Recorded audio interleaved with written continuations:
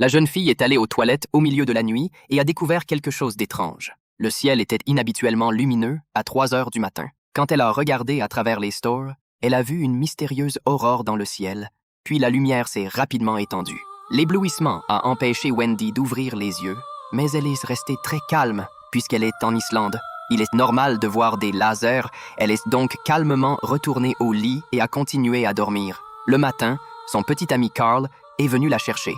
Ils ont décidé d'aller prendre le petit déjeuner ensemble, puis ils entrèrent dans le restaurant de l'hôtel, mais il n'était pas ouvert.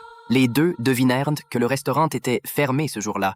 Alors ils allaient sortir et trouver quelque chose à manger. Mais quand les deux sortirent, ils ne virent personne nulle part. Au début, Carl pensa que c'était peut-être un jour férié et que les gens sortiraient plus tard. Mais en marchant de plus en plus loin, ils réalisèrent qu'il n'y avait personne dans aucune rue. Même la place habituellement animée était silencieuse. Tout ce qui se trouvait devant eux les fit paniquer.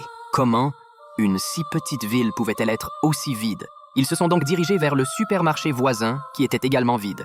Ils ont commencé à chercher rue par rue, mais n'ont toujours rien trouvé. Puis ils sont arrivés à un bar. Mais les tables et les chaises étaient bien rangées. Manifestement, personne n'était venu depuis la fermeture de la veille. Wendy a commencé à paniquer. Elle ne savait pas ce qui se passait. Jack s'est soudainement rappelé que la télévision pouvait diffuser des reportages, mais malheureusement, les chaînes d'information télévisées n'avaient pas de signal, et la ville ne semblait pas avoir été touchée par un virus. S'agissait-il d'une invasion extraterrestre?